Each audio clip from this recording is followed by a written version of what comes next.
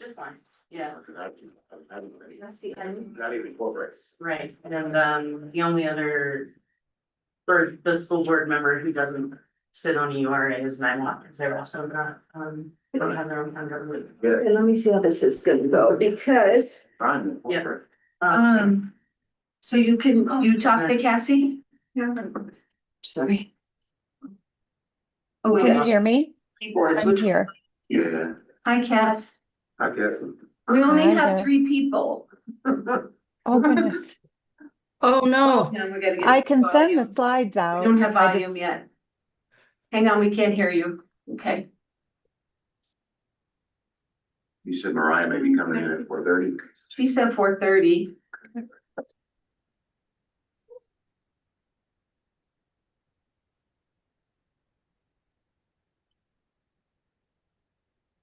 Don't have a quorum, somebody can, something. You can just click on the link that. I got it. So, yeah. Okay. Can you hear us now, Cass? I can hear you. Can you hear me? Yes, we can hear you. Do you know I which? can hear you. Both are working. But you can, this one's connected. Dolores, we didn't know you, we're supposed to have orientation for our new trustees and only Julie Jacobs is here. I know Amy said she wouldn't come and she couldn't come, and Jen is sick. She is And still- Greg Lowell said he wasn't coming. But those were the only 3 I heard from. Okay, And Mariah was gonna be running late about 4:30. yes, I have that. I didn't know that Commissioner Wingard was still sick. I hadn't heard that. And I thought Amy was joining virtually. I added them all as panelists and sent the links again just before this started, so not sure. Okay, well, we have 2 people with significant experience here in the room. And me. And Commissioner Jacobs, so Cassie should do, I guess we do it since you've given your time to be here. Yes, thank you. If that works for everybody. Yeah, I can share. You want me to share my screen? Sure. We can just start with the 101. You record for the members, the newly elected members? It is recording. Okay, great. Yeah, Great. it is. And I can send out the slides as well. While you're doing that, I'll text Lee and see if he's. Yeah, because he never had orientation either. He was Dolores, can you turn on the sharing for me, please?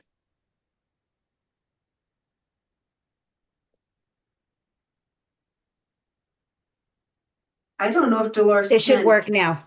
Okay.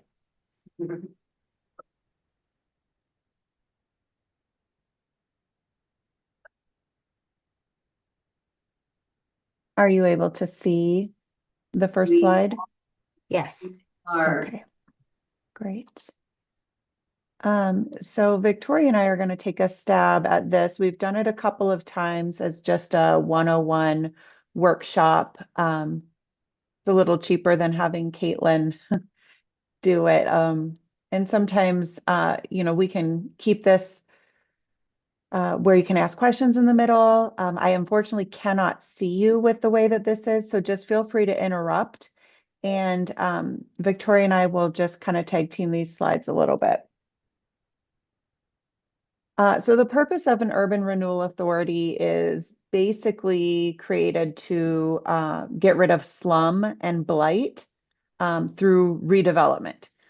In turn, this likely creates additional jobs, economic development, and in turn, hopefully increases the various tax revenues, whether it be property tax, sales tax, lodging tax, a combination of the 3, depending on what kind of development and redevelopment goes in the area. By eliminating the slum and blighted conditions, the authority can use the additional tax revenue that's generated from the redevelopment as a financing tool And this financing tool is to assist potential developers and property owners in being able to afford to move forward on the projects that they're proposing. So this type of financing is known as tax increment financing, and you'll really, most of the time, you'll hear us call it TIF. That's the acronym for that there. Victoria, do you want to speak any on eminent domain? I'm not really familiar with that, but if you wanted to touch on it now, or we could touch on it later, I could Yeah. keep going. We're not to do in the domain of this URA, I don't believe. Well, really, I think this is more about what the code allows. It does allow you to use eminent domain, that final authority if need be for the good of the renewal area. But our community has always had kind of a understanding that that is not a tool we choose to use. We haven't had to yet in our history and really don't want to, so. I think in the URA formation documents, we expressly left that out. We might have, that was, it was a. We could amend them, and yeah, statute lets us do it, but I think when we, the formation, there was such sensitivity about that in minds that Yeah, didn't work that. there was. nice, that we're not There gonna put it was. in our formation documents, I think. Okay, so this gets into a little bit more of what is TIF. And as I mentioned before, it's the acronym for tax increment financing. So TIF can be property tax, sales tax, use tax, and or lodging tax. For the Lyons Urban Renewal Authority, the TIF that we collect is property tax. So when the urban renewal plan is adopted, the property tax base for that urban renewal area is established. And then the existing taxing bodies receive that base amount for the next 25 years. And if any of the taxes are increased over that base amount through the redevelopment process, the URA receives the revenue that's in excess of the base. And that's referred to as the increment. And here's a little, hopefully this is big enough that you can kind of see it, but this is a chart that kind of just gives a visual of, for property tax purposes, of the assessed valuation. So at the base year, or the year that the URA is started, the base tax down here is the red dot. And as you know, as years go on, the assessed valuation typically is an increase. So the red there increases over time, and that's the base valuation. And that's due, oh, go ahead. Mark, let me interrupt there. I think this was Caitlin's slide originally, I think she did this presentation at some point. And that red line is, it's not accurate. I went to a CML seminar where they had actually graphed out an actual URA, what happened. The red line doesn't go up that much. It barely creeps up. It's a very slow increase. So, and the difference is taxing authorities like the school district, if that red line really jumped up like that stair step, you would get more revenue over time and you wouldn't, less money would go to the URA. But in the real world, it doesn't work like that. The red line barely goes up over time. And so most, even the year-to-year assessed values that go up, most of that goes to the URA the way that they do it. It doesn't go to the school district or the fire district or the library district. So when she did that before, I just, that, if you compare that chart to the one that they did at the CML seminar, that was not right. Really? Yeah. Well, don't you think this is just kind of a blown up version of it though? Yeah, but Just so you can see it. But that's skewed because it creates an impression that the fire districts, library districts, school districts are going up kind of like, you know, not quite as much, but almost as much as the increment to the URA. And they don't, they stay pretty low. I'm making it happen. But if you were to treat this like the hotel, for example, and we don't stair step the red, so a very large development is going to bring in, you know, a significant amount of property tax revenue. And so in some cases it might be a bit wider of a gap, but I think you are right that the base assess doesn't. It is right now. If you're going from raw land to a, you know, $40 million hotel, That's Yeah. that's almost all gonna be in the increment. It's not gonna be in the base. Yeah, it won't impact the base at all. So really the idea of this chart is just to show that the assessed valuation in green created by the redevelopments, and the difference there is what goes to the authority, and then the base continues, whether it stair steps like this or just continues to stay rather, creepily going up.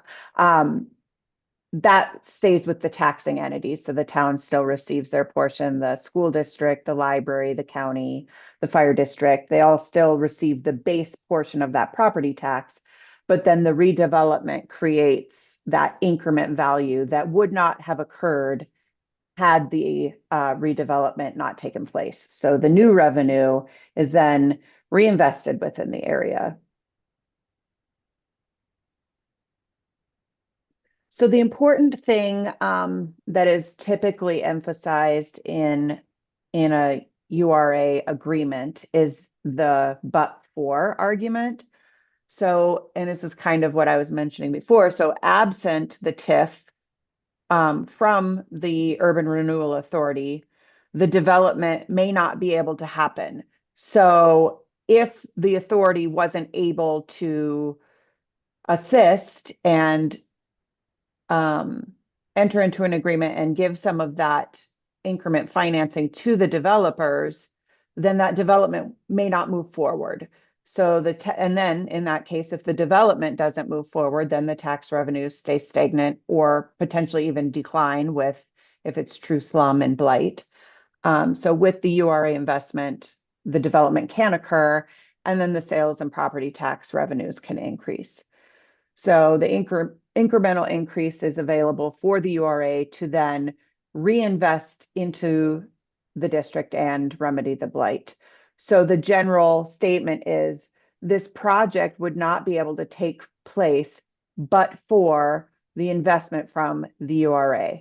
Or another way to put it is the development's not financially viable unless TIF is received. So typically when we enter into an agreement and it doesn't always have to be that way, but usually you would not enter into a reimbursement agreement with the developer unless they could show you that, well, we're not going to be able to move forward. We have a financing gap. We're not going to be able to move forward unless we have in the case of, we'll use the hotel, a couple $1 million short in our funding. So we can't move forward if we don't get help from the URA. So that's really something that's important to emphasize in those, that we're just not going to invest in everything, but we really want to help these developers and incentivize them to come invest in the community and help them out financially. So a development might need TIF for various things such as environmental contamination or like asbestos or soil contamination, things like that. Costly demolition, complicated assemblage, aging infrastructure and utilities that might need to be replaced, floodplain issues, and then maybe even some town or URA requirements. So some of those additions could add costly things to a project. And so the URA would and can offer that assistance. There are a few ways that the authority can ensure that tax increment is properly used. And one of those is by creating policies and guardrails. And the Lyons Urban Renewal Authority does have guardrails that have been created. I don't know, Victoria, if you were able to distribute those. Didn't, but good idea. I will do that. Yeah. And those, go ahead. I will, I'll make a list of things we need to get to this group. Barney Drystat did a lot of those, and I've worked on it too. Worked on it real hard for a while.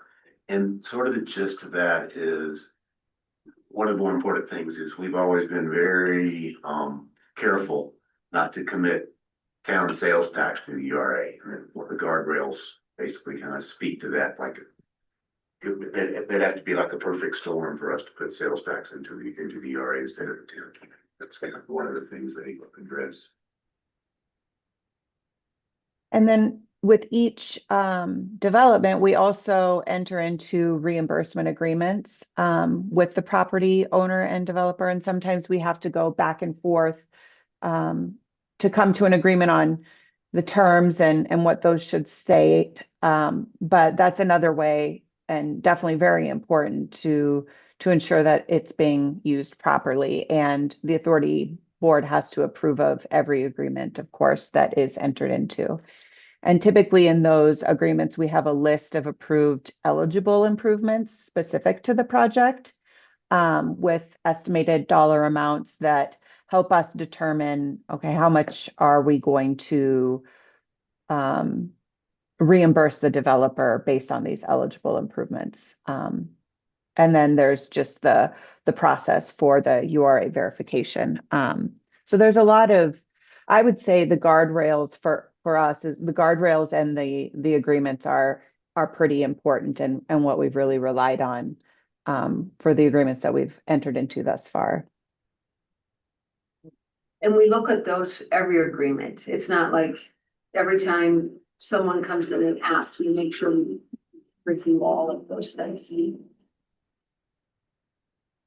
And then for the Lyons Urban Renewal Plan, again, we've stated this before, but the plan is very general. It's supported by findings of blight and an impact report that was done probably pre-2015, I would assume. And then the elements include the description of the area and the purpose and objectives and the financing approach. So all of that is included in our urban renewal plan. They basically Go ahead. all of downtown Lyons and met the blight criteria. Yep. And so just the history of the LURA is it was completed in May of 2015. That's when it was formed, the Urban Renewal Authority. And then the conditions survey was completed in March of 2015. And the adoption of the Urban Renewal Plan was also shortly after that. And then the implementation of the renewal plan is what's been happening and going on since then. There wasn't a lot of activity really until St. Vrain Market, which we'll get into in the next slide. That was our first one. So we have currently 3 TIF reimbursements. We have entered into others that have termed and just haven't worked out, but these are the 3 that are active as we speak. So the first one was St. Vrain Market. That agreement doesn't have an outside termination date. It was our very first agreement, something that I would say we learned from. That we should have done a termination date because it's kind of holding up dollars with the way that it was written, that potentially would go elsewhere.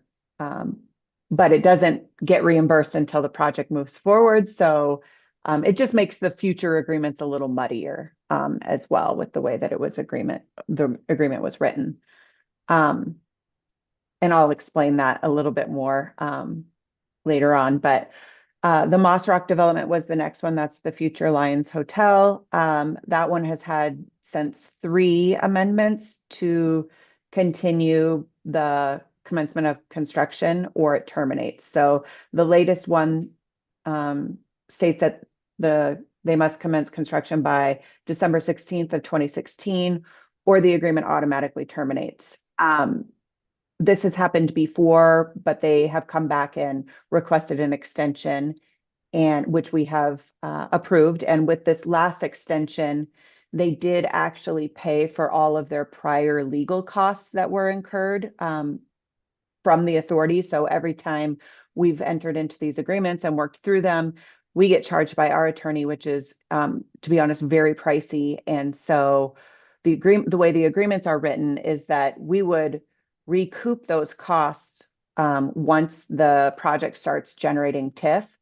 But what has been occurring is they've been ongoing for so long that the LURA is on the hook and has been holding, and has paid for many, much of the legal costs. So they actually paid all of their prior legal costs and kind of made themselves whole that way, and then also provided an escrow. So that was definitely very helpful because it was pretty costly to the authority to get those agreements written. And then 402 Main, and that one is our most recent, and it stated that they must commence construction by December 5th of 2025, which they have. However, then no reimbursement is made until the construction is complete. And then our downtown URA, which is the one we're discussing now, it does expire in 2040. So any of these projects that don't move forward, potentially they're losing out on potential increment generation and the time that they have available to generate that increment, which is then reimbursed to them. So it is important that they, move forward quickly. Otherwise, nothing, like Mura isn't on the hook, but they will lose out on funding potentially. Yes, before you move on, Sure. there was one other event that was significant for the LURA, and that was the urban renewal supported $40,000 of matching funds to be able to do the Broadway project. And that was we looked at it as it was urban renewal because it was creating up to 50, I think it was 55 new parking stalls for the downtown area. And so we saw that as a contribution toward making that happen. And that was the biggest chunk right before everything went negative. So, but it was the only one so far that's really produced anything either. So as you saw in an earlier slide, the URA was formed in 2015, so that's where this 2040 comes. It is a 25-year cycle. It will either have to be renewed or it will go away at that time. One way to look at that is the URA's been here about 10 years now, actually, late 2015. And to date, the only thing that's actually kind of contributing got done is the $40,000 Yeah. for Broadway, and it's probably cost the town well over $200,000. Now, if 402 Main goes, then that will actually be the first real project that got off the ground. Yeah. It's been a interesting return on investment, $200,000 of town taxpayer money invested, and so far $40,000 return in 10 years. It's not a good investment. So for any of these projects, if you guys want to look at they did a presentation. There's an agreement as well, but you could see their presentation of what they committed to and how they felt they were contributing to the urban renewal area. So we can get you those if you want to see. Thank you. Yes, and I think just to go off of what Commissioner Browning was saying, it's not overly common for municipalities of Lyons size to do URAs, I would say. And it's, probably because it is costly and we don't have a lot of room, to grow. So what it is aside maybe from the Eastern Corridor, it is redevelopment opportunities where some of these larger, Erie, Broomfield, Denver, they have these urban renewal authorities with just a lot of activity that is almost a sure thing, I guess I would say. So, that just with the town size, it's just not as common. That's, in fact, I've been searching for 8 years now to try to find another town of our size that looks like us, except those ski resorts are a different animal. We've never been able to one. Walsenburg formed one and then never did anything with it. But we've never been able to find one in another small town. As far as we know, we're a unicorn. Yeah, it's just not overly common, and kind of brings us to where we're at today. The URA is in a negative increment situation for 2026. And this is kind of based on the boundaries, because a lot of our URA is a very large boundary. And so anything that occurs within that boundary, whether it's demolition the fire, and even properties being sold to tax exempt entities, that brings the base level and the increment down. So we are now negative due to those things. And this isn't overly common either. So no revenue will come to the authority in 2026. That was the case in 2025 as well. And then in future years, no revenue will come until the increment is positive again. So just to show you in assessed value, this isn't dollars, this is assessed value. The increment further went negative from 2025 to 2026. Now, when we receive the preliminary assessment from the assessors in August of 2026, we are anticipating that the Riverbend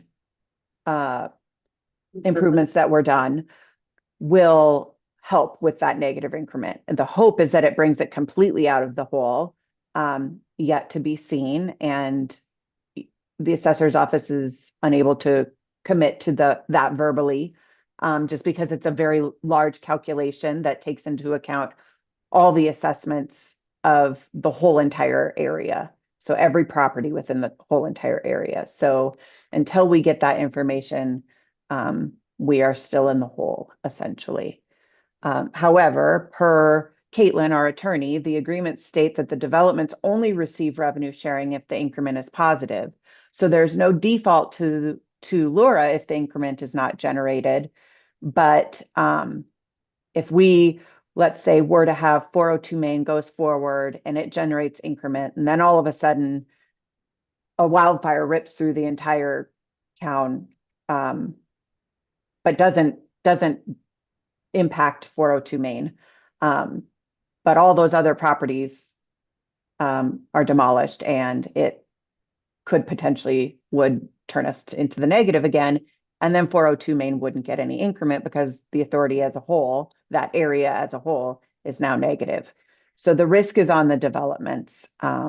There's no risk to the authority.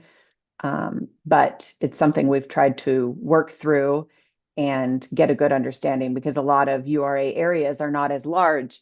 They're more development based, meaning they create an area that is only for that development. So if anything else happens outside of that development, it doesn't impact the agreement that is with the developer in that area. So that is something else that we have learned and really have to keep in mind as well.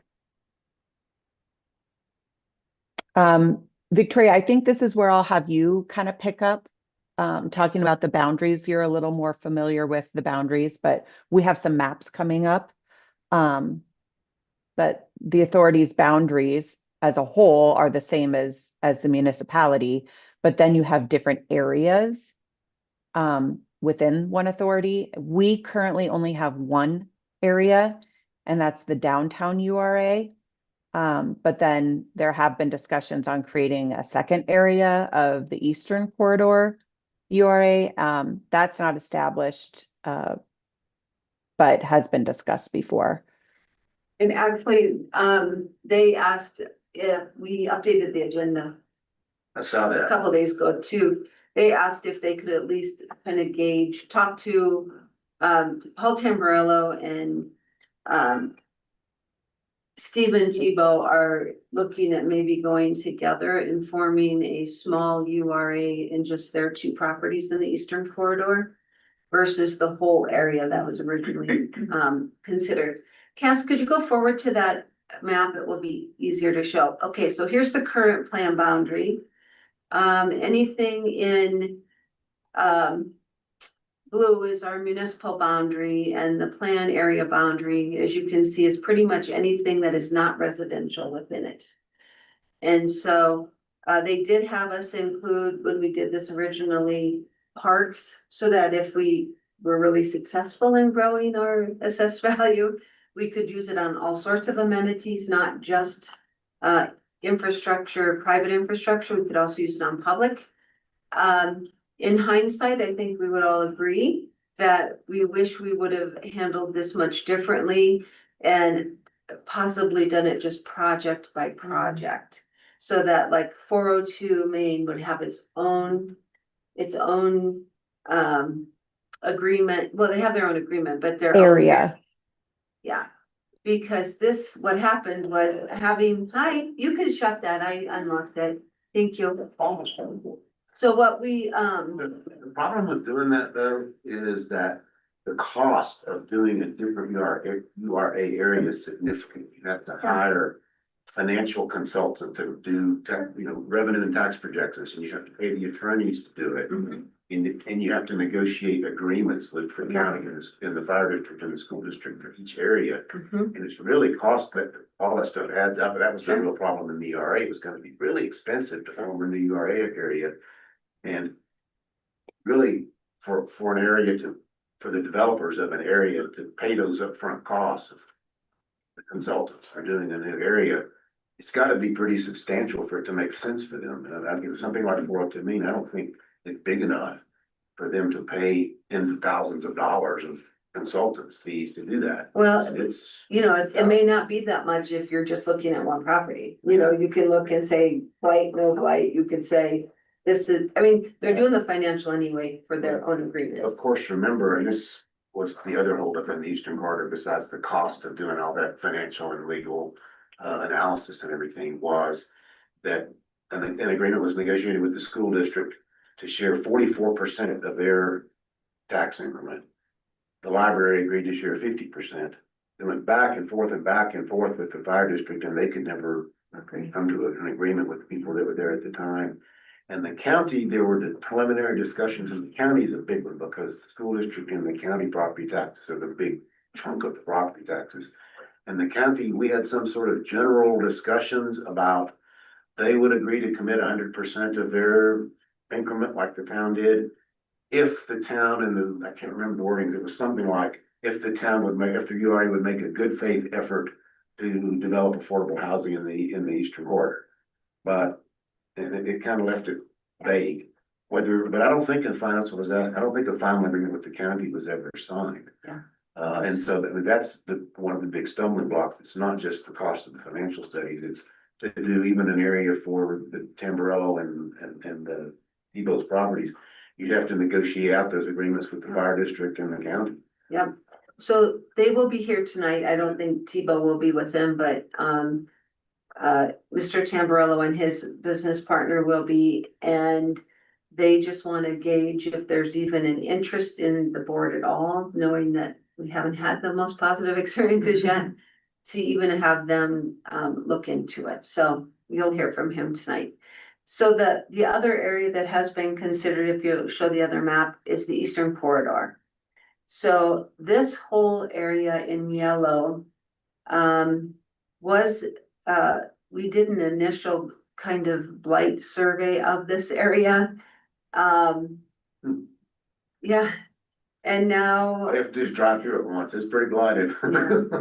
And now, again, if Tamburello and Tebow go forward, it would only include those properties that are, I don't know if I can use my number 5. And yeah, just this area right here, instead of the whole big corridor. So it'd be a much smaller scale urban renewal area if they choose to move, if you guys give them the nod and they want to spend the money to look into it, but it would be at their cost. And who would handle the negotiations with the county and the fire district? I think it would be us. It's still the Urban Renewal Authority that does that. So Which we means- would, Which means staff would Caitlin's be, fees. well. what We've we done did- the escrow agreement though. Yeah, we, Cassie and I, we would do it first of all. If she could come up with, she has to do the legal agreement review, but if we can agree on the terms, and if the county holds true to their word, if there's affordable housing, which Tebow does plan, they would approve it. Same thing, school district wants more households, they want more rooftops to be able to show enrollment, and school's not gonna go down. So if you have those two, I think the hard one's fire. But the good news here is that this is already in fire. they look at it purely as this just would give us more bodies to have to take care of without more money, but Something that just occurred to me is the Tebow Tamburello property in the hygiene district. no, it's right after the town, it's At the edge. it's right at the end. Yeah, after we were doing the Eastern Corridor Plan, we discovered that the eastern area of the Yeah. world's plan was actually in hygiene. I think it starts at Grace Designs.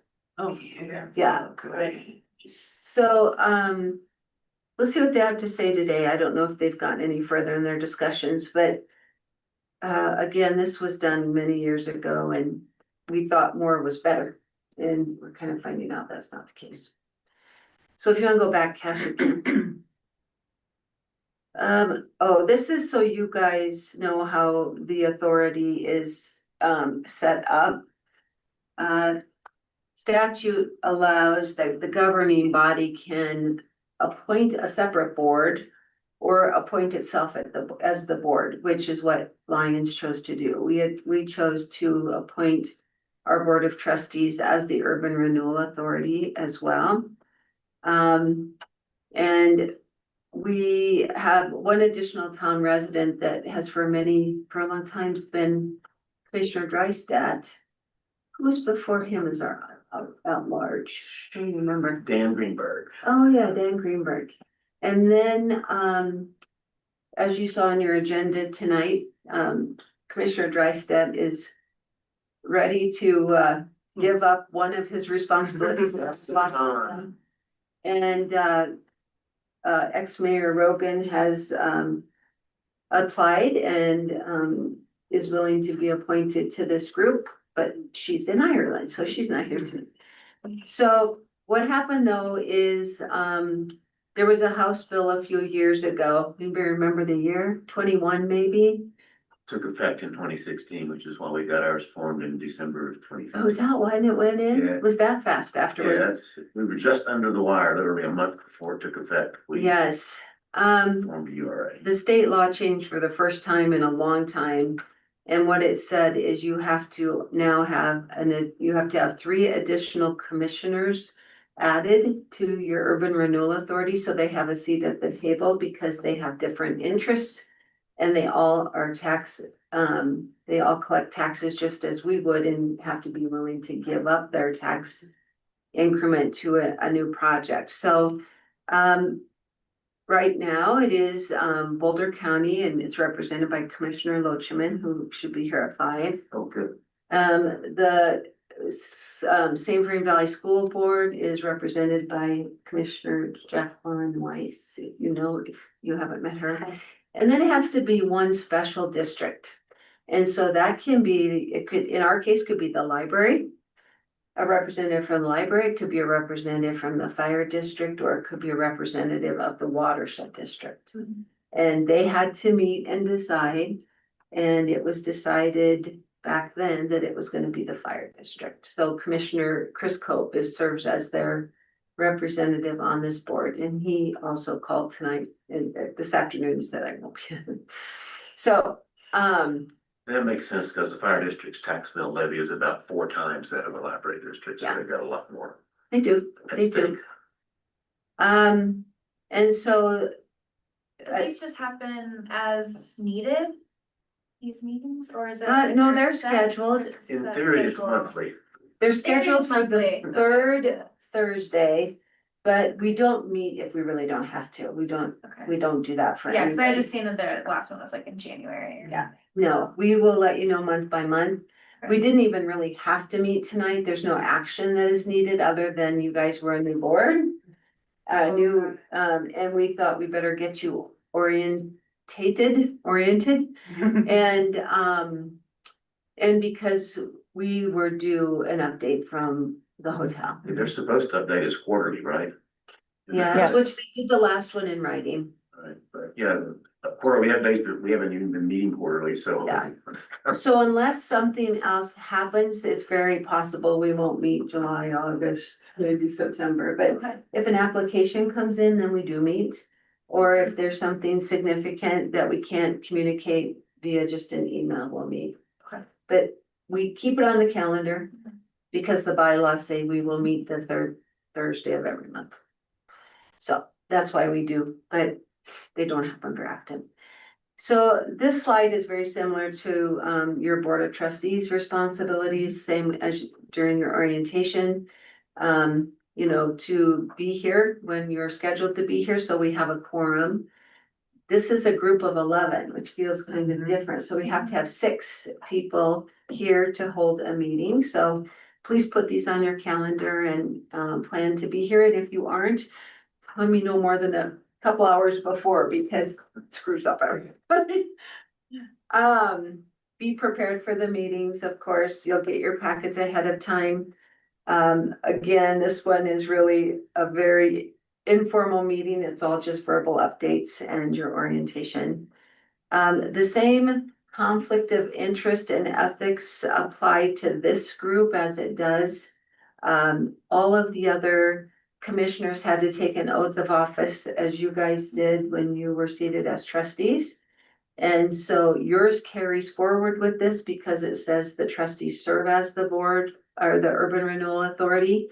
The others had to sign and take an oath of office. So you have the same expectation that if something is coming forward, that you have a financial conflict of interest or a business conflict of interest of some sort, you're expected to let us know that and recuse yourself if is appropriate. And if you need guidance on that, you can always talk with our attorney. We have a separate attorney for Laura. Her name is Caitlin Clonder. She's with a firm out of Denver that specializes in URAs. As Director Icestone indicated, they are expensive. What is she up to? $700 an hour? Yeah. Just so that the new people will know how this works, there's a few firms, as an ex-lawyer, I can say there's a few firms that are really, really experts in URA law, and in fact, they wrote the laws. Yeah, they wrote, her group did, So, yeah, they wrote the laws. they'll connect with us, so they wrote the laws that they get hired to apply, so it's. Yes, and so that's how we it have works. asked before to have someone in there, well, when we started, Caitlin was probably $250 an hour, I don't remember, but she's worked her way up now to a principal, I guess, close to it. And it literally is, I think it's like $6.95 an hour. I wonder if we should look at asking for an associate. We have asked and they gave us a name and then about 2 months later, she got promoted. So it was like, oh, so when I wrote her today to say, you know, don't take this personal, but tonight, they really. Please don't show up. We do not need you We here love you. tonight. I did say to her, I said, you know, we've talked before about with us being in a negative fund. We can't afford you or the town's gonna have to supplement and she gets it. So she's, you know, she understands. We've asked our town attorney's firm if they have anyone that could do this. They do not have anyone who specializes in urban renewal. So this group, as a new group, can certainly talk about it, but Cassie has experience with urban renewal areas from her position in Broomfield. Broomfield. I was thinking of, why was I thinking? I was thinking Minnesota, Bloomington. I'm going Bloomington. Mhm. And I also have experience from mine in Minnesota, even though state laws are different. But we both feel comfortable enough with the basics. And some of the trustees have been around now for a long time. We write resolutions all the time for the town board. So we are fine with doing everything we can. And then only have Caitlin do review as needed. So if you guys are okay with it, until we are out of the negative, we're gonna try to keep her involvement very, very minor. Cassie, I've got a question. You were in Broomfield. Were you in Broomfield when their URA was going through all the First Bank Center thing? Yes. Whoa, Well, you do have yeah. experience. Wow, Yes. that was a nightmare. I would say a disaster. Yeah, it didn't come to a head, I would say, until after I left. But it was foreseen. Yeah, those URAs, CML, if they're doing it again, does a good seminar on URAs for the basics. They really do. But it's more like, here's how they can help you and here's all the great things they do. they don't spend much time studying things like what happened in Broomfield, where it turned into an absolute disaster. Or at Estes Park, where the citizens revolted and voted their URA out of existence. They can go bad if they're mismanaged. Or small towns that don't have experience. So there's a couple different training sessions open to you. You're welcome to sign up. DOLA through their Downtown Colorado Inc. they offer a 101, a 201. They offer even a monthly get together for different urban renewal authorities. If anyone wants to get more involved, you certainly could. But as you've heard, we really haven't ever really taken off very much. So we've been able to manage so far. Well, hi. So the other responsibilities you have, no, you can sit up, no, it's public, everything's public. Is confidentiality. Again, as we work through some of these agreements with people, they are disclosing personal fiscal information and financial information. That is not public information, so we will always make sure if we're in that kind of a discussion, that we're in executive session and you are again, under the same commitment you've made as a trustee, that this information is confidential and only for those in the meeting that have discussed it. And then, of course, fiduciary responsibility is that we are all stewards of our taxpayers' money. We all work for, except the at-large, are working for people who collect taxes and are responsible to be good stewards of that. And so that is always a reminder in that area. The legal powers and responsibilities of the URA. We kind of touched upon some of these before. Once, if we had a new area being formed, there is a responsibility under state law that there's someone who is qualified, prepares what's called a conditions survey. And you might hear that tonight from Paul Tamburello and his group, is they would have to pay for a professional to come in and do a conditions survey of the area to make sure it meets so many standards of blight. They would develop an urban renewal plan. They'd have to notify all the neighbors. All that is at their cost. When we looked at doing that for the Eastern Corridor, I think the estimate was like $10,000 to $15,000. Yeah, that was that DCG group, and I wanna think it was. Yeah, too many numbers. I don't remember. There was something 7 to 10 and something 10 to 14, but if they do it, they know that they would be responsible for all that. As well as paying for whatever financing plans are needing to be done.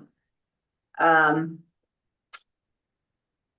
then if we were to do anything as the town, it would still go back to, that's the city council. We'll have to change that, Cass.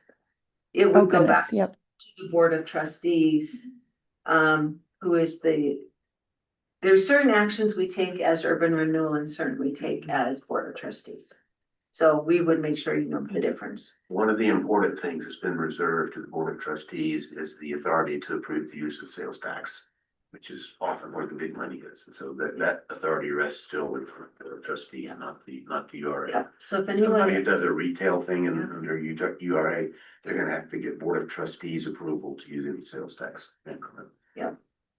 and there's a separate program called a STIP that people do for sales tax.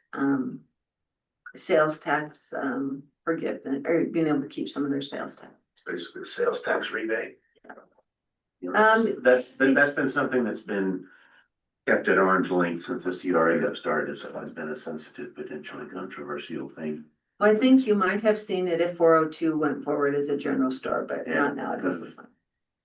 Cassie already covered tax increment financing, and that is a tool that we have available to us under our authority to enter into agreements for that. Eminent domain, we talked about, that is a last case resort, especially in our community. Actually, is even written that we will not use. I think we wrote that out of our Yeah. formation documents. And then once we are in an agreement, it is our responsibility to help that be successful and carry out their urban renewal projects that they've committed to. You know, because again, the bottom line intent of this is to remediate blight. And so we are trying to help do that. Oh, and that was at the end, I guess. Let's see. Seeing if there's anything we really need to hit into. I think we've talked about most of this. I think so too. Oh, the only one is the bottom one. If this was a situation where someone was developing and there were residences involved. There were residences involved. We have a requirement to follow the federal relocation acts and reimburse people as, they are, privy to. We, in this case, have none of our agreements involve that. Nor do I anticipate any right now, though. You could, if you can imagine big cities where they're taking a whole block and redeveloping, people get relocated, but we have not faced that. And I think that's it, right? Oh, That is it. look at that timing, I 4 know, minutes. very to good. spare. You have all done. Hey. So, that's kind of just the basic overview. Now, for any of you who are new, who want it, we have a huge binder of, printed copies since the beginning of time of our bylaws. It is of our bylaws and all the resolutions passed and those things. There's also a website page for Lyons Urban Renewal Area that should have all of it as well. But if any of you want the hard copy, I think we have a couple here. And otherwise, any questions for us? Super helpful, thank you. It's not the easiest topic to understand. Yeah, So don't be afraid to ask questions all the time. We are all learning things as we go with this. Probably one of our biggest learning points in the process was within the last 2 years. So as we went negative. So don't worry. Feel free to ask questions. I don't think any of us ever conceived that we would be in a value hole. That was what came out of. Well, I think even the county assessor was like, we've never had this happen. We don't even really know. It was like new to everyone. Since I missed the beginning, Yeah. is there like a small little like, why did we end up in the? There is, sure, if you want to go back to that page, Cass. Oh, sorry, I unshared. Give me 1 second. Okay, I was thinking too, maybe what we do is when Jen is when she's feeling better and Amy and you, maybe we sit down and we could do our. Okay, yeah, before our next meeting. Yeah. You want the Can you actual? see the slide? Yeah. So what happened is we had the demolition of properties that weren't on the tax base where the hotel's supposed to go. They were paying taxes, right? That all went away. Okay. Building. Then we had the fire. Those with that went away. And then we had 2 businesses that went to non-profits. The Leaf building went from That's right. taxable to And non-taxable. so they had all been paying taxes. So for the first time, our assessed value Yeah, went down instead of up, because usually real estate goes up. right. And then the town acquired several properties from Valley Parks that for some reason were in the URA. They probably shouldn't have been, but they were. They were part And of. so that they all went for taxable. Careful. But the key thing there is not just those properties, because none of those properties was that taxable. What happened was when they lost the value for those buildings and which their properties and stuff, it all came off, pretty much all came off the tax increment onto the estate. Why that is, Yeah, she probably doesn't know what that is yet, but But- if, Cassie, we put up the other slide that Chair Browning doesn't like. But so that's why, it's for the first time, or it's the value, it came off the rolls, all these things all at once. And it all came off the URA's ledger, not the. So this is something we'll go through with you, but a TIF, a tax increment agreement is for it's a 25-year thing. And so over time, the value, the valuations go up. And this is also the base assessed value of what the appraiser does every year. And so what happens is the increment between these two, what it's currently based at and what it would be if you made that improvement. So here, I'll make it really simple. I own something and it's $100,000. If I remediate Lloyd and I put money into it, all of a sudden it's assessed at $200,000. That's $100,000 that's now assessed more, they get to. Right.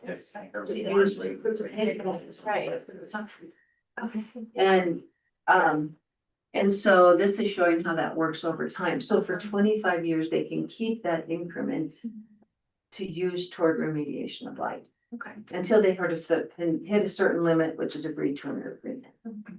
But for the first time, this number, or this number actually went down. Okay, yeah. Yeah, that's why I bring that. See. But we can talk more. Okay, thank you, Cass. You're welcome. Right. Dolores, can we just continue on this same recording? I That's what I got out of all that. don't know if she's still there.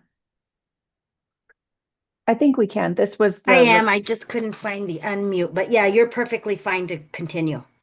Okay, we don't quite have a, wait, 1, We 2, do. 3, 4, we gotta wait for Commissioner Loachman to come back. Then we'll have more. There are some agendas there if you need one, if anyone wants a paper copy. We were saying tonight is pretty informal because it's all just verbal updates. And no actions that need to be taken other than adoption of minutes, so it should be. I get to a point Holly now because we have 6 people. You have what? I get to a point Holly now because we have 6 people. You can appoint I her. know. Two formal, well, except there's not, in this group, we don't even do it by resolution. It's just a motion in the minutes, Just what? to appoint her. Yeah. Just, no, it's just the mayor. That's what it says in the bylaws. What it says. Oh. Doesn't say confirm, just the mayor. Well, that's what we're saying, it's not formal, Right. it's just for the minutes, so we know when it happened when we look back. Let's see, it's 5:03, so I will call this meeting of the Lyons Urban Renewal Authority to order. We will begin with the roll call. First of all, Yes, Chair Browning, present, Commissioner Jacobs, President. Commissioner Loachman, Present. Commissioner Weiss, Present? Commissioner Williams, Present. Commissioner McCreary, Present. Commissioner Schwartz, Commissioner Lowell, Commissioner Cope, Commissioner Drystat. Present.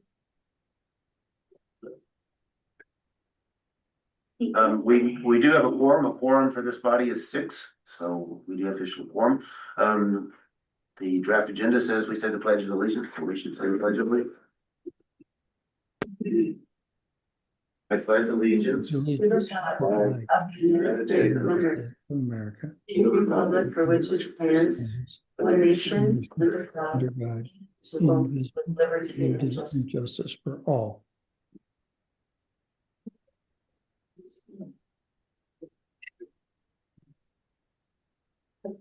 Let's do that. The first item is we do need to approve the agenda. Do I have a motion to approve the agenda? So moved. Second. Motion is second made.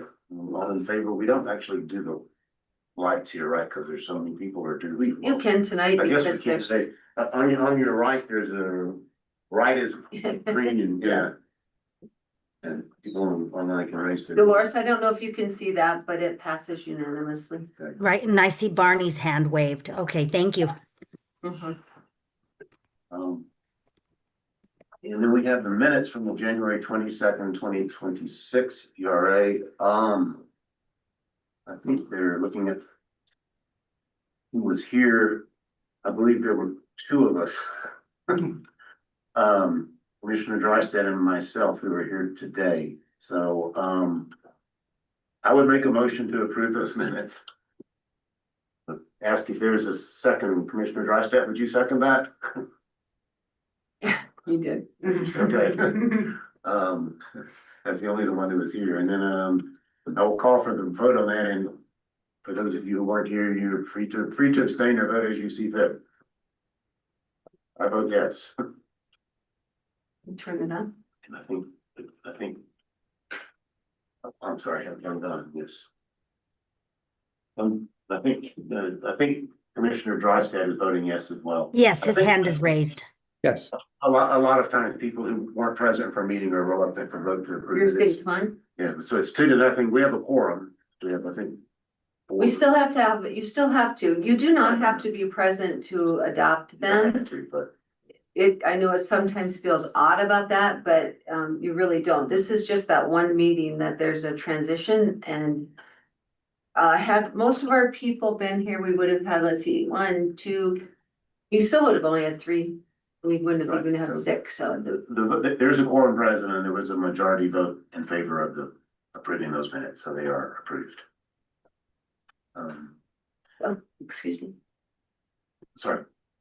Oh, question, yes. Just a logistical question. Could I get access to the internet so I can take a Oh, look at the sure. packet? Oh, of course, of course. Well, there's no packet. It's all update. Do you need the agenda though? Oh, okay, no. It's guest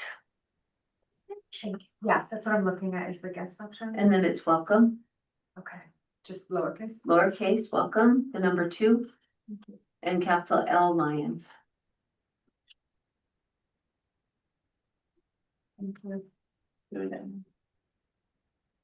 Under general business, the first item is the acceptance of the resignation of Commissioner Barney Drysdale. And before I call on Commissioner Drysdale, let me just say that I believe that Commissioner Drysdale has been present from the creation as a member of the Lyons Board of Trustees, I believe, when the ERA Yes. was first begun, and then in various capacities, first as a trustee / commissioner, and then as the extra commissioner to make the 11th person. And his contributions to the ERA have been invaluable. We needed to come up with some guidelines, guardrails for our policies. He was there, and he's also contributed extensive financial analysis, including doing his own spreadsheets that he was gracious enough to share with us of projected revenues and costs and things many times during the years. And he really was kind of the brains behind the operation at many points. And so, Commissioner Drysdale, would you like to? I'm calling you, and I was first thank you for your years of incredible service to both the town and to the ERA, and calling you for any comments you wish to make. Well, just first, thank the town for the opportunity to be involved. It's been an education and an opportunity to try to help out in any way possible. And I think Holly will continue to provide valuable service to both the town and the URA moving forward. So thank you. Thank you. Thank you. You're welcome to stay. These meetings are so much fun. You've had so much fun for so long. I saw he was rather eager. I saw your resignation was effective immediately. So it's like, whoa, okay, you're welcome to stay if you want to and hear the updates. The next item is appointment of a new commissioner, and how the bylaws read on this. It says under commissioners, since we do have an even number of representatives from the 7 Board of Trustee members plus the 3 county school district and fire district on here, we do need to appoint an 11th commissioner. And the bylaws say that the mayor shall appoint an additional commissioner to restore an odd number of commissioners to the authority. It also says that the term of the one commissioner appointed by the mayor shall be coterminous with the mayor's term. So the term to which I'm appointing, and do hereby appoint, former mayor Holly Reagan as commissioner will run basically the same as the term of the trustees who also serve as commissioners there. I would like to officially make that appointment on the record. And the next item is an update from Moss Rock Development regarding the hotel at 343 to 347 Main You Street. guys are all welcome to come up. We can come closer. You can, sure, or unless you want to use the podium. You want me to be in the middle? Yeah, it's up to you, wherever you're more comfortable. Look, I've met most of you, so Agnès Regiraud.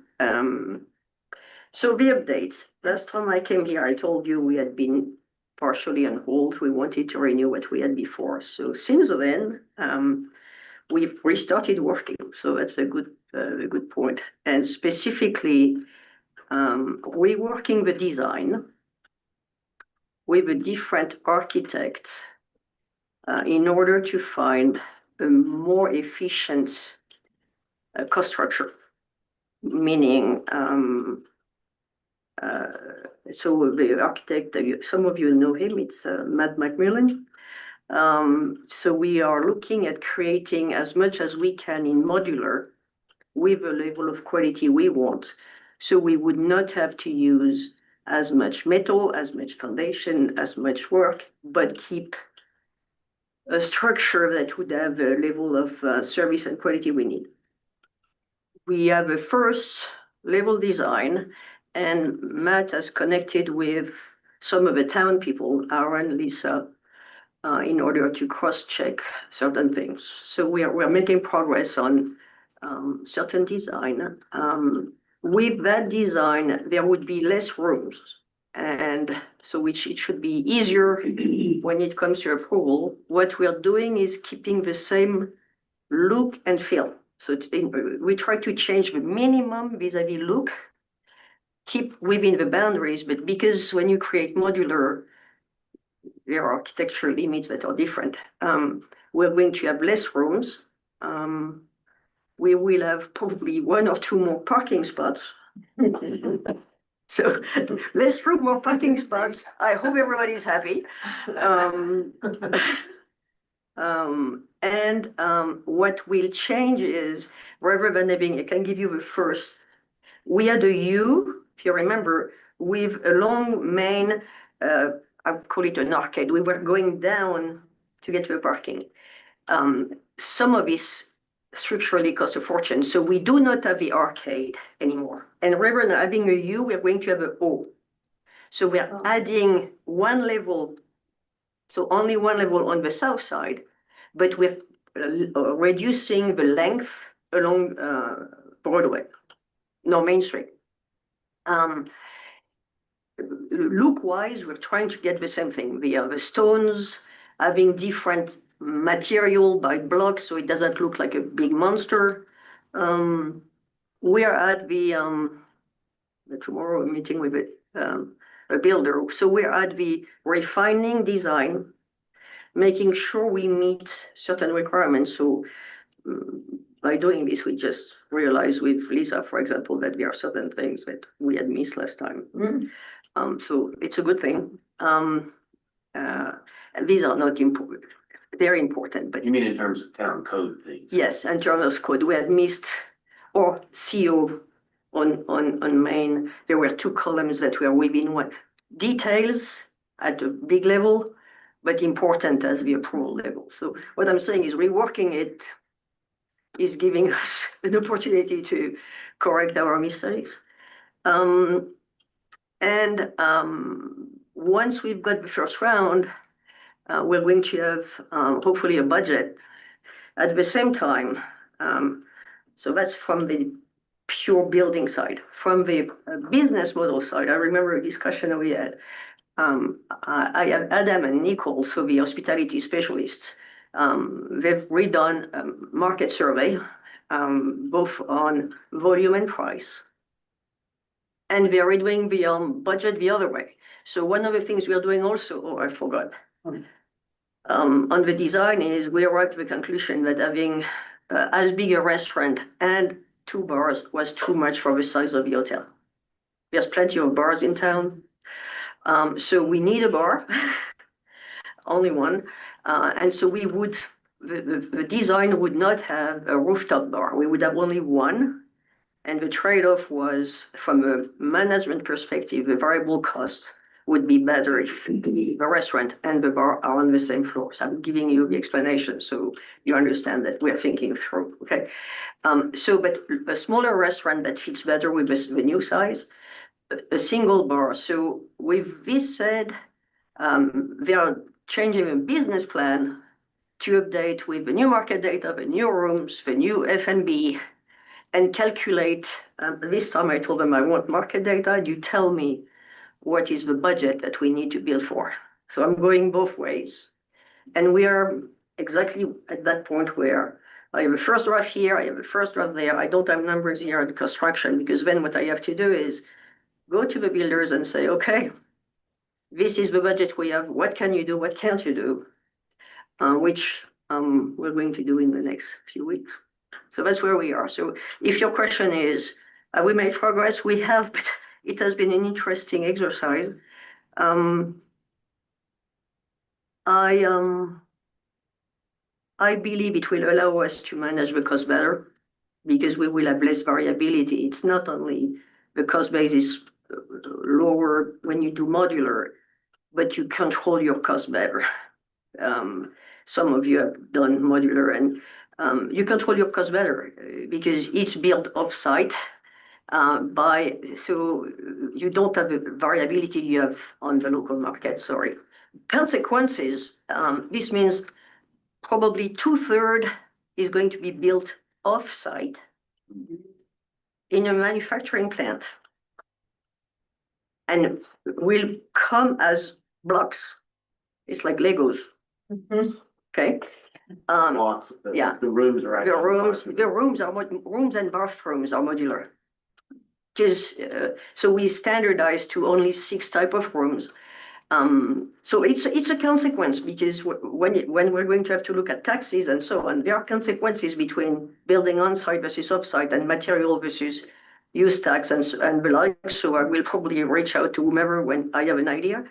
All the finishing and the connection of the modules will be done on-site with a local builder. We're going to consider 2. We are talking with the one we had selected last time, but I want to be sure we've got competitive pricing, so we can have something viable. What else? What did I forget? And once I have this, we are going to keep on the financial model, luckily the same ratio of debt to equity. That should reduce the level of equity needed, but more importantly, we're not trying to make, it's not a project to make millions. We need to have something that can get investors. So that's happy to answer any question. I hope I was clear enough. Yes. I assume you're still talking with multiple manufacturers. Yes. Do you think you'll be able to pick one from Colorado? There's not a lot of manufacturers of modular in Colorado. Okay. So if you were not there the first round, when we are trying to get everything local when we can. It's not an easy one. The best ones, the ones that are the most efficient, are in Ohio, in North Dakota, in Minnesota. It's a domain I didn't know, so I'm learning. It is harder with a larger structure. Yes. And what we're trying to do is get a manufacturer that has an agreement with Colorado when it comes to inspection and norms and everything. So we would not multiply the work.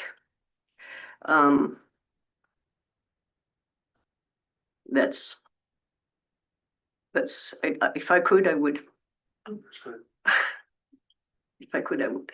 I've purchased from Nebraska and Idaho. Yep. And in Nebraska, I had someone who had the same reciprocal agreement. And those inspections went well. Mhm. The one from Idaho had to get delivered in Colorado. It's more difficult. Yes, it's, we're going through that now and, my goal, is to have this design, the model approved, a manufacturer selected, but to get the permit before our deadline that we had in December. So you don't have to redo work for work. But we need to make the right decision for the right manufacturer. So I don't want to compromise the right manufacturer because this issue of reciprocity is a big one.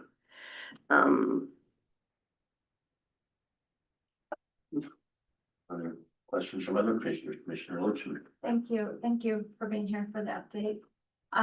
Just a couple questions similar on that. I was gonna ask about the manufacturer builder, Mhm. just coming from the county side, our Boulder County Housing Authority. We've gone and toured several of the Colorado sites. And I've also been introduced to a different person who's doing work around the region right now in modular, and my understanding is that they do bigger structures. So I don't know if I should follow that information. Sure. If you Yeah, have whatever info you have. to see if there's something that would be helpful with. I hope so. And for me, it's going to be very simple. And sorry if I'm brutal when I answer. They have to be price competitive. And Because the goal, our issue today is to have a hotel that's sustainable financially. So, and I'm not saying cheaper, let me be clear. I'm saying price competitive. And that's, I would be delighted to. If you've got names and contacts, I would be delighted to. Yeah, thank you. And then the other, just thinking about the business plan a little bit, or Mhm. I guess you just wanted the business model, understanding that you're removing one of the bars from the rooftop. Mhm, And then you said less rooms, which might still be a little TBD. mhm. What is, The consequence? yeah, just. There are two consequences. Okay, The first one is it allows us to do the design of a building as the square. So you've got a lot of it is just, you don't have to dig foundations and you don't have to have metal structures to support. So it's the cost of a building. The two bars, in order to have two bars at two different floors, you would have to have a different leadership team. So your variable cost changes by being smaller. The risk is that you're not at the 100. We were already small. Okay, the golden number in hospitality is 100. We're already small. The market analysis, Name should be.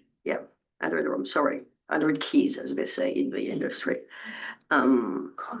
So we were already small. The reason the model worked was because every market study demonstrates that there's nothing around to close.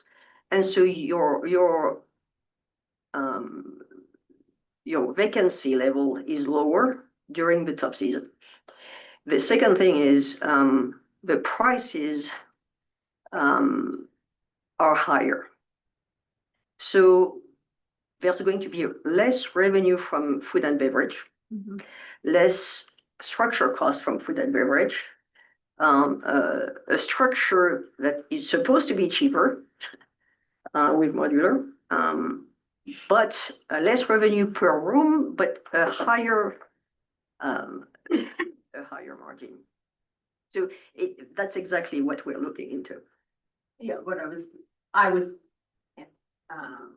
understand, or what I heard was less revenue, and what you just talked about was It's a rebalancing, yes. It's cost and revenue both.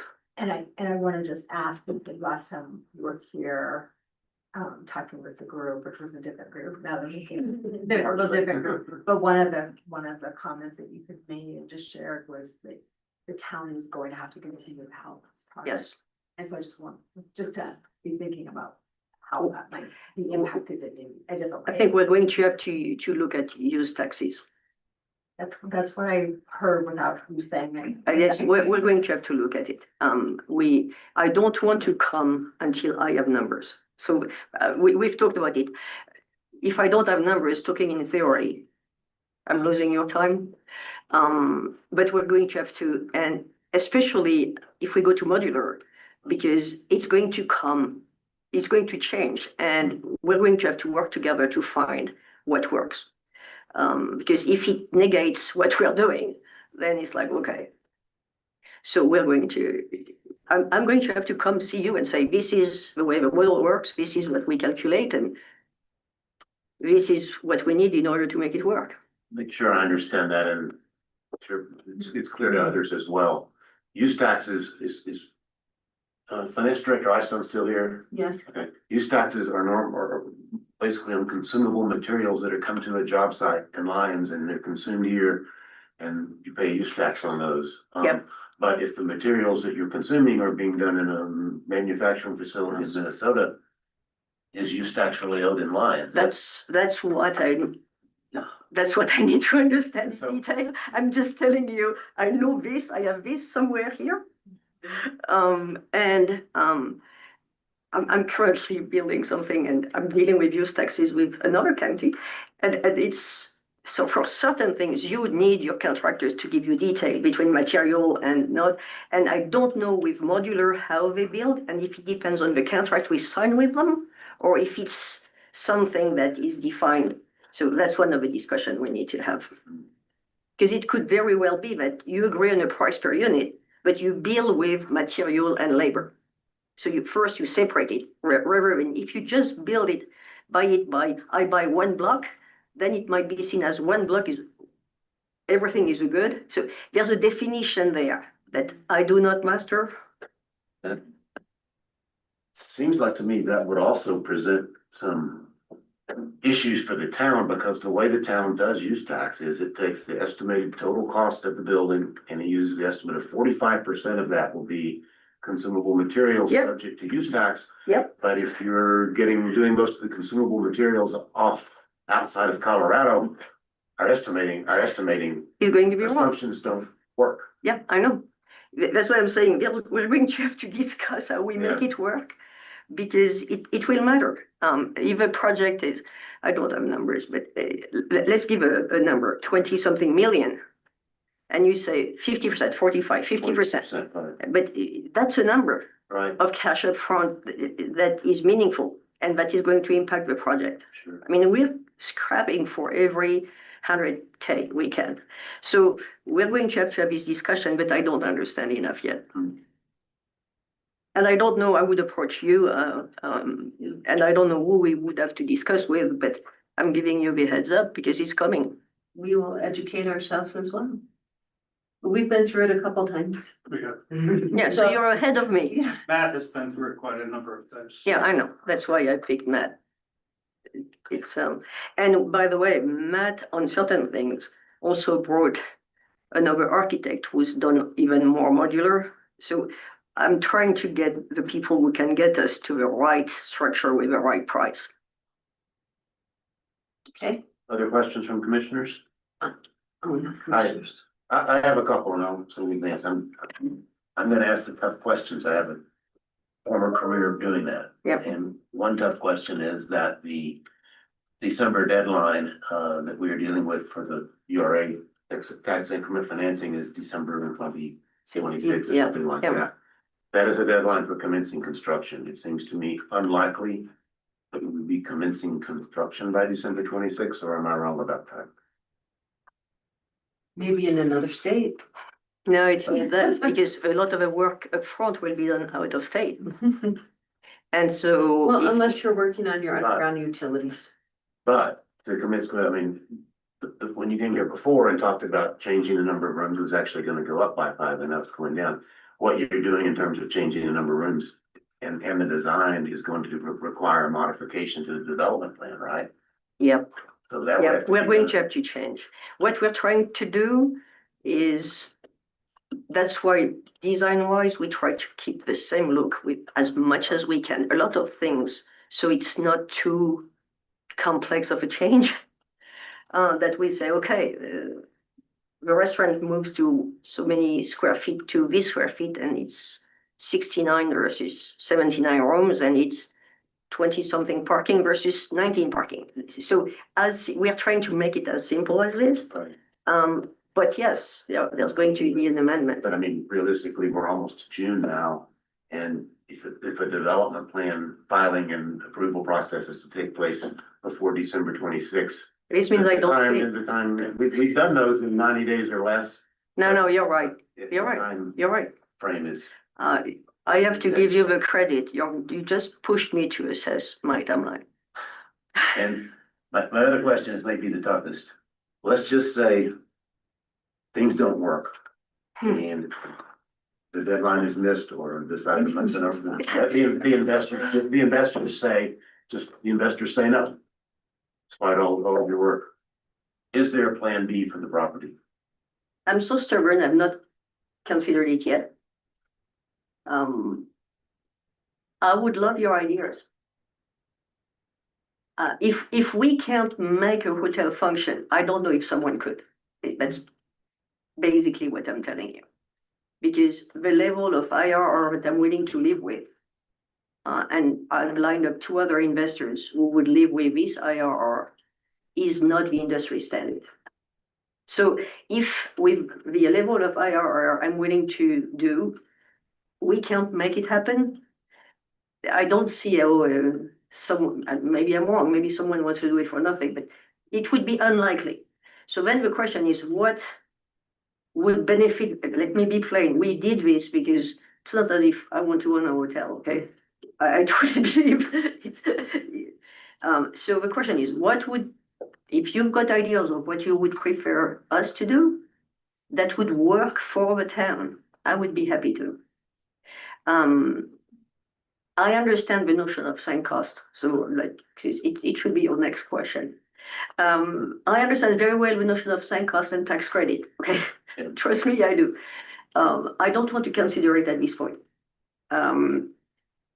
If we find something else that would work, that would keep people in town. It's not as if I want to build up apartments or condos or retail. I mean, we can build as much retail as we want. If people don't stay in town, it's useless in my book. Okay, so for me, the question is, what do we do so people can stay in town?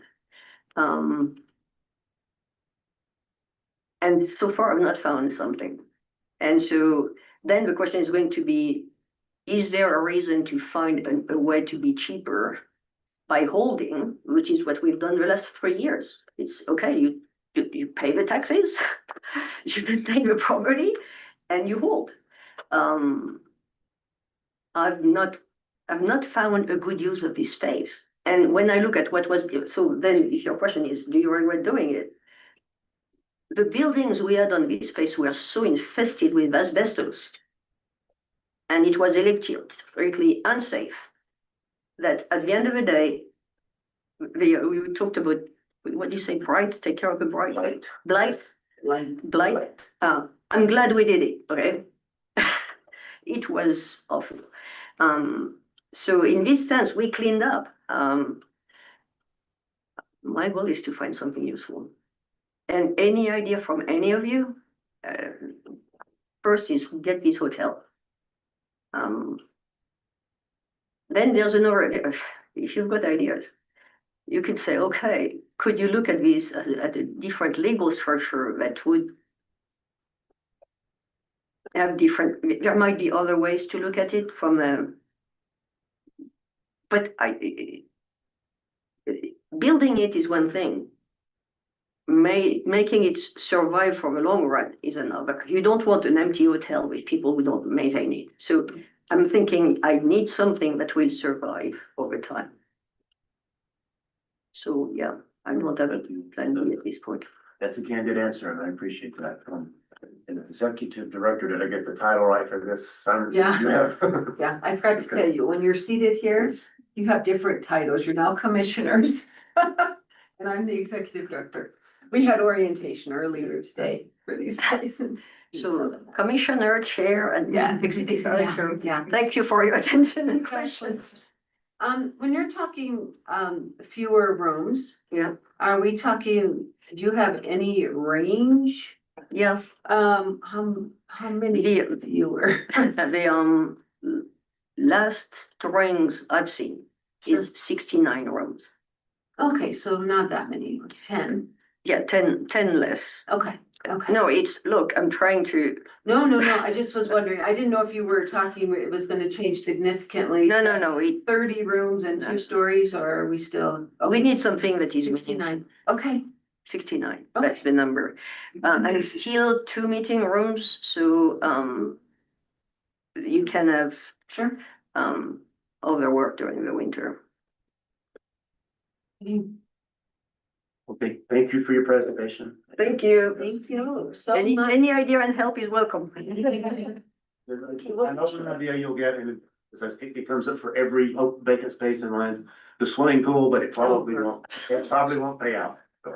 No, I can tell you how it would pay out. We create a non-for-profit. I donate the land to the non-for-profit. The non-for-profit raises money and builds a swimming pool. Then I have a tax credit. Very creative. But I don't think the town would benefit. But we would consider use tax waiver on a swimming pool. Thank Thank you so much. Thank you. Next item on the agenda is an update from, Roots to Revival about 402 Main Street. Gosh, based on that. I think she said retail wouldn't work without a hotel, right? That's what I heard. I will say it is scary. Would Um, you mind introducing yourself? since we Sure. have New people. I am Paul Tamburello, with Generator Development and part of Roots to Revival, which is a partnership between Renee Doubleday and myself and Bart and Sarah Loring. And there's a few other people involved, but we're the 4 main people. An update, is that what you're? Yes. Yes, please. Okay, so, as you know, our permit is ready to go. With that in mind, we have been through, a contractor search. We had 4 different contractors bid the property in, the development, and we have selected that contractor. We're gonna use a contractor who's based out of Loveland, DS Construction is who we're gonna work with. And we are in the middle of negotiating that contract right now. As far as financing, we have an agreed upon term sheet from a bank, and we've also worked with 2 different banks, really 3 kind of early, but narrowed down to 2. We have narrowed it down to 1, and we have an agreed term sheet, and so we're waiting for docs from the bank for review. My guess is that process could take up to 30 days probably to get through those are involved documents. Once we have signed our contractor agreement and have negotiated, all of the final details with the bank, we'll execute all those documents and then we'll move forward. The first thing we'll do is order an elevator because the lead time on those is extensive. And also all of our electrical switch gear, which sometimes can have a lead time of 7 or 8 months. You never know until you actually are ordering it at the time. We will probably wait. What the contractor doesn't want to do is move really quick and then have to wait for an elevator to show up or switch gear to show up, particularly the elevator, because putting it in with. So we'll wait probably a 30-day delay, maybe as much as 45 days from when we pull that trigger before you see anything starting to go vertical, so that they mobilize on site just once. Anticipated time of that construction going vertical could be sort of late July, somewhere in that time frame. We'd like to get dried in before winter, so I'm trying to push it as much as we possibly can, because you never know if we have a wet winter or something awful and we're still no roof on it yet or anything. That's no bueno. So that's kind of where we're at. For those who not on the town board, Ms. Lorraine explained the other night that the general store concept is probably doesn't work because the postal service 5 times denied the private mailbox request, and so I mean, there those are get, alternate plans for the ground floor now. well, we have, we have lots of feelers out and we have lots of people inquiring about space, given the 2 other buildings that we've acquired and are, trying to find tenants for those. But nobody in particular yet. Yeah, and I don't think with a building like this, until it starts to come out of the ground, well, we might get some interest, but I don't really see it being extensive until we start to see some energy and movement there. And the deadline on this one is also the end of the year? No, they had to start construction by December of 25, which Oh, they you did. have started construction because of this. Which they Yeah, did. There is no deadline back for us. Questions from the commissioners? What was the, oh, you might not know this yet without a contractor, but length of construction? Wasn't it Yeah, 6 they- months? They said 6 months. 6, 7 months. 7. Yeah. I mean, there'll be things going on beyond that, that's just basically the that's your floor, shell. roof and all that. So that's just the core and shell portion of the build out. Okay.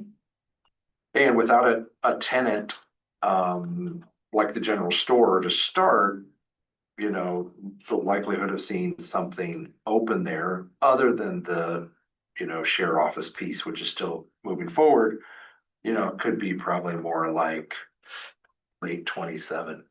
Because, if nobody comes until the building's pretty much out of the ground, then to get through a lease, get through their permitting, get through their construction, get through it. The timing is tough. So, anybody looking for great space. It will be a beautiful space. You have been working on that as well. Your design, exterior design. Yeah, we have been taking this time to get through all of our brick detailing. So it's one thing to kind of show a pretty picture with brick on it. It's another to really detail it. How far out does the stone come? How far set back is the brick? Are you doing raked joints, tool joints, V joints? There's all kinds of detailing that we're working on right now. And once we settle on a detail, we already have brick delivered on site. So we'll do a mock-up. So we'll get a chance to sort of see to make sure that's right. It won't be the height of the building, obviously, but it'll be, you'll get a sense of what's up. It'll also be a nice chance to see the brick that we've selected, make sure we're happy with it. Anything further from the commissioners? Thank you very much for that information. Questions? Then the next item is Eastern Corridor Urban Renewal Area discussion. We had kind of, some of us, orientation session as a workshop before this, and somewhat reviewed the history of the Eastern Corridor, that the URA's investigation informing its own fairly broad Eastern Corridor area never came to pass, and so I guess what we're looking at that is potentially particular areas of the particular properties. Is that something that you're going to discuss? No, these guys asked to have it on the agenda to talk about it. The only other thing would be that, instead of the large area I showed you during orientation, would there be a consideration of doing a smaller area that might involve thing generators properties? They own 2 out there, if you can recall, both the north and south side of 66, that used to be owned by Longmont. And there's discussions in progress apparently with Steve Tebow for the corner. So Yeah. I'll let you take from there since you asked. Sure. I did have a conversation with Stephen Tebow right before he came today. Just to confirm that what his interest level is in being part of a sort of a URA, and he's very interested in it. He's like, well, it depends on how the deal is and when I would fund it all, the structure of it all, but he is interested, which would help us and collectively if we went through to do a blight study. And maybe I would think there might be an opportunity to also find some other people to participate in that blight study. I don't I've never done one before. I don't really know how long they're good for. But as Steven said, all you gotta do is drive by the site. It should be cost the $40,000 that somebody told me it cost. I don't know if it's It that won't, much money, no. but I would think you could just literally drive by and go, yeah, this is white. So And we're it's- interested. Oh, sorry, Oh, I was just gonna say, it's just our understanding that that would also make it more appealing because Tebow right now is our understanding is that he's gonna do some housing. So I know that some of the districts are less likely to want to give up some of their increment if there's not more people coming, people in schools, you know, that kind of thing. So we think that would help the cause because again, I don't know how much housing he's building, but would make that more attractive for the board to consider. It's a really good point. There's the blight study, then you have to do the financial projections for the county and other districts as well as a separate study, correct? I believe so, yes. Yeah, well, that's one of the things that we were hung up on. And then negotiate increment with the different parties. Right. Yeah, which we discussed during the orientation, then there's not, I don't think that we ever got to the stage of a formal agreement with the county. There were exchanges back and forth about concept with the county saying we would like to see a commitment to affordable housing out there, but I don't think we ever finalized that in terms of an agreement with the county as far as I know. It was just basically exchange of concepts. We were able to do it with the district, but not the fire or county. Yeah, you still have things that, and then that the URA itself would have to negotiate with the county and the fire district in order to know what the tax increment would be. Yeah, so I think there's a little ways to go. We have, and I wish Lisa was here, but we have been through Sorry. 6 iterations with Stephen Tebow and his team on the corner site, getting them access through CDOT. And even though originally we said, no, we don't really want the access to come through our property, every iteration has had the access coming through our property. So we have at least, you know, verbally come to an agreement to sell the western portion of our north lot to him. It'll line up with his sort of boundary further back where he's trying to do some residential. So I think that there might be a chance for him to expand his residential a little bit.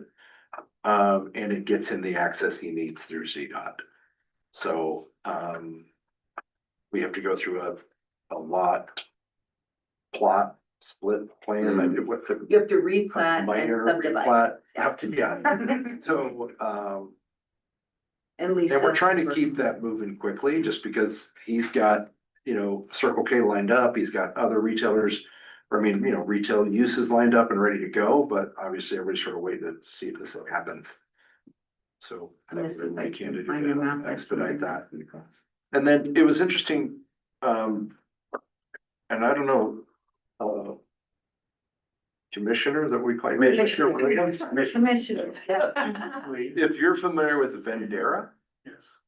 so I just toured their plant and a friend of mine is their financial guy and given we're selling that piece off to Stephen, I don't know, I'm interested in having them look at the rest of that site and maybe see if you wanna look at it with us and maybe Happy to walk it with. there could be a housing option there on the north side of 66. I'm gonna show a map if you don't mind. Sure. I mean, that's just brand new. I don't, you know, what they're doing seemed really interesting to me and they're, you know, that plant is cranked up and they're doing all kinds of stuff, most of it in the mountains. For the rest of us, Bandera is a modular. Bandera is a modular manufacturer. They won, can't remember what it was. They do much more multifamily than most of the Yeah. modern manufacturers. See if I can do this. So for those who aren't as familiar with the area, this is Highway 66. And this is Highway 36 North Foothills, okay? Tebow and Company own this front segment and this section. Paul and Think Generator own this piece and this piece on the south. Okay, so when he says they're talking about carving off the western half, is it to this point? Yep. So it'd be this and over going, because he wants to combine his lots, move his line back here. And then all of this area would be available for commercial development and then do affordable. He has said affordable to me in the past. I don't know if purposely tonight it was just housing or affordable, high density, higher density. By that, do you mean technically affordable or potentially middle? We or- don't No, really know. it's not I mean, that. that's his. But then this segment would be housing. But if he had this portion, it allows him to improve his access and allow more commercial development and give him this lane he needs to drive in there. Right. And he kept drawing that over our buildings. Yeah, their civil engineer just kept going, here's the site plan. We're It's like, like, that's what did you? top of our This is building. the fourth time you've done this, nothing's changed. And so, yeah, these two sites. So, So what you're saying is if you kept this piece, correct. this for modular housing That's upon, with that's one, commercial I frontage or not? mean, it'd be great to do commercial frontage. We'd have to see. I mean, you know, a town this size, I don't know how much retail or commercial it can really support, you know, Unless we retail have follows hotel. rooftops and it's, you know, he's doing, gosh, my bet is in total with the acquisition of our piece there, he probably could have as much as 8,000-10,000 in commercial. There is somebody else coming for the bill. At 6 o'clock, we have another meeting. We're kind of 10 minutes away then. Yeah. So are you looking for responses from us in terms of what our receptivity to a additional URA area out there? Is that what you request? Yeah.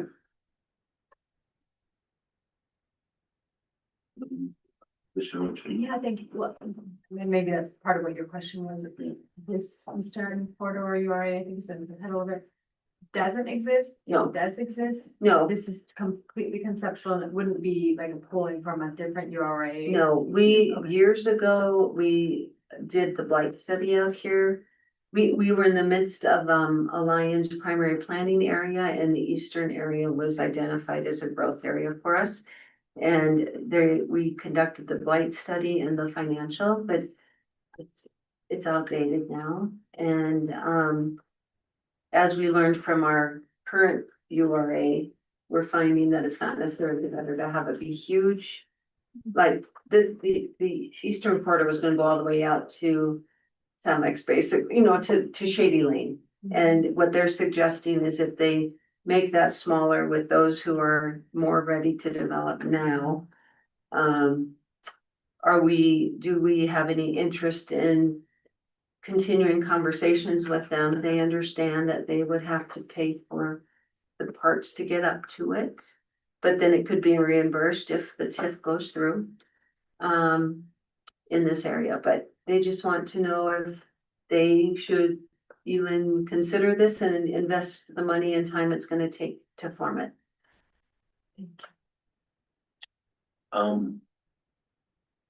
I'll go first on that since I guess Commissioner Drystad will no longer being with us. And Commissioner Rogan being in Ireland, the people who have looked at this the most are here, but the thing that stopped us from going forward in the Eastern Corridor was cost of getting a URA area full. We were looking at probably updating the blight study. We had an initial one done. We were looking at the additional cost of doing the financial projections that are required under the statute, particularly for the county, but they go to the other districts as well. And the legal, and then from our standpoint, the legal costs of negotiating a sharing agreement with the fire district, which we spent a lot of time and effort and legal fees trying to do and couldn't get there. The fire district management has changed since then.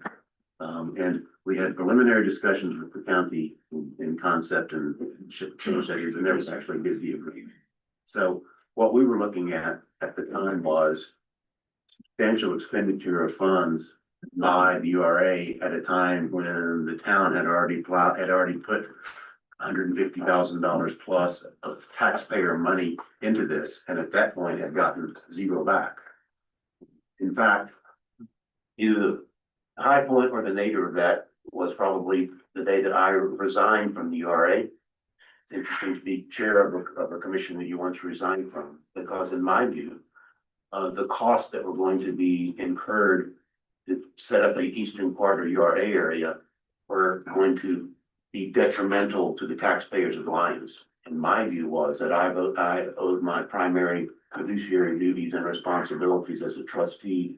The voters of Lyons who elected me not to as a URA commissioner. I saw a conflict there. This was going to be bad for the town and good for the URA, which do I owe my loyalties, and I resigned and got a lot of heat for it. So it's the cost factor that entered into it. That's what killed off the URA. It wasn't the concept. If we could have at low cost done a second URA area, I think we would have done it. Right. And so the commitment on the part of potential developers to pay those costs removes the primary barrier that we had, at least in my mind. But I think it's important to make sure that the developers understand what those costs are. Yes, you can say that it's easier to do a small area than a big area, but also the cost per square yard or cost per acre also could increase if it's going to cost you 20,000 for a blight study and 10,000 for a potential study and 20,000 in legal fees to negotiate the agreements, everything. That if you're only talking about, for example, a single piece of property, it's hard to justify that. Right.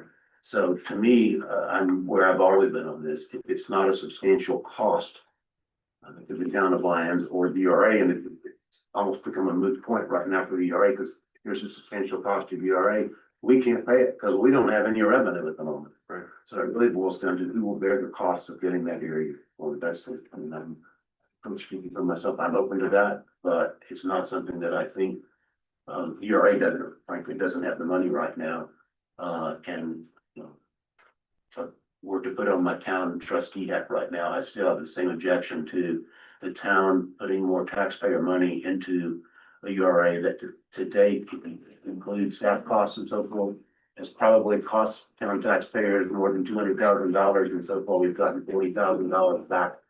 Or $200,000 investment, and it continues, and any businessman will tell you that's not a good return on investment. So that's where I go from. Others? We're here, we're about done. I just wanted, and I am watching the clock as well, Victoria, just Yes. for, an understanding, I Yes. hear the admin about, you know, what your answer question, but is this group gonna have a conversation, an additional conversation about just the concept? That's one question I have, and the second one. I heard you speak, Commissioner, that you had previously conflicted, you believe that there was a conflict of interest. Are you, that you were talking about it in the past, but you're here present Yes. and you're on both. Yes. So just to be clear with the rest of us at the dais, is it still a conflict of interest for you to be at this table in this conversation? No. So long as there's no proposal that the town taxpayers put additional substantial sums into forming a new URA area, I don't see a conflict. It seems to me there's a mutually beneficial arrangement for a town that doesn't have to put more taxpayer money into it and could potentially benefit from development. To put contingencies on whether or not it's a conflict of interest that doesn't work. For Well, yes, those discussions were had at the time. Well, and I feel like the rest of us need to know where you're Oh, at. that's where I'm at, that I thought that forming the URA area that was conceived at the time was contrary to the interest of the taxpayers' clients. And that's. No, I agree. I heard that. That's where I came from. The other piece that would be helpful, I think, for us at the dais, when you're talking about a contingency on whether or not it's conflict of interest for you to play this role. You said it needs to not be a substantial cost to URA, and so for me, Not to the URA, the taxpayers of Lyons, the town. You did say both. You said town of Lyons not or a URA. substantial cost to the URA at this time. But I meant by that, I meant the URA right now doesn't have funds to do it, so it would have to, the town would have to supplement the URA as it did in the early years. So for us at the dais, it will be helpful at some point, and not right now, because we're in such limited time. Yes. Substantial costs could be interpreted in a whole lot of different ways, and so I certainly feel like the folks that are here asking about it and trying to get an understanding that it's just, we would consider it in the future. It's just something for us, I think, to think about. And to answer your question, if there's any interest in even having them pursue it, I would schedule another meeting so that staff have time to meet with these guys, look at costs, look if there is any impact to the URA or the town, and we could have another discussion in the future. Would other commissioners wish to comment on their interest in pursuing a limited URA area for particular properties in the eastern corridor? I mean, I can say that the school district would, if there's housing involved, the school district would put their full cooperation into any project with housing. Just go down. I agree that the mix of housing and commercial matters. One of the issues previously with putting residential on in the center and eastern section of the northern property was that there needs to be continued access for the public works site. So if you're losing the western site and you're trimming the eastern site for access, you may have a pretty narrow path to residential. That said, one of my questions that I'm not sure about is whether you have more efficiency and better opportunity for this to be successful if it is a smaller parcel or if it's a larger parcel. So maybe it's all the way from Highland to Highland, or maybe it's some subset of that. And it's not clear to me which one at the end of the day serves your interests or the town's interests better. You mean for the boundary of the URA? Yes. Yeah. Yeah. Of course, there's a kind of a restriction and another hurdle if you go all the way to Highland, because then you're getting the hygiene fire district. And then, yes, then we have to bring them in as well. Yeah. But those are things we would do if there's any interest in letting these guys look into. Commissioner McCreary, any comments? I genuinely don't know that I have a firm enough grasp to give guidance right now. Commissioner Jenkins? I support the concept. I'd like to know more about exactly what it would look like, but I think it sounds like there could be some benefits to moving this back. And I've just one word to add is that, given that Tebow Properties is interested in doing it, I think that's why it sort of makes sense. And I think they have the ability to execute what their plan is. So I think it makes a lot of sense too. And I'll just note this, the record, we have 6 members present today, and a couple of members in particular who are not able to be here today have a lot more background and experience, have been around a while. So it's important to get their input, and assuming they are available the next meeting, I think we can put this on the next agenda. And in view of the time, I think we got pretty much a financial update for those of us who were here during the. Oh, it's okay, we can do another. Do you want to do another one? It's okay, guys, 5 minutes. Thank you all. Thank you. Thank you. We will make sure to put this on the future agenda so we can get input from more of the commissioners. And we'll get with staff and try to Yeah. figure out what the costs are. I'm sorry, Plus Commissioner the- Lipton has another. And time frame. I had a couple questions initially, but I hadn't given any of my comments. Oh, okay, I'm Wanted sorry. to share that with. Yes, Oh, yes. please do. From a county perspective, a couple of Renee. questions that we're gonna have is that, but for argument. Sure. So that is something that's the collective board was looking at, and historically, over the last couple of years, our conversations, I went on URA is gonna be connected to, obviously the life study and all those determinations, but the affordable housing, what that can be a benefit. So I just wanted to share that information. Thank you. Financial update. I guess you're still Director Eyestone for the UR. I am.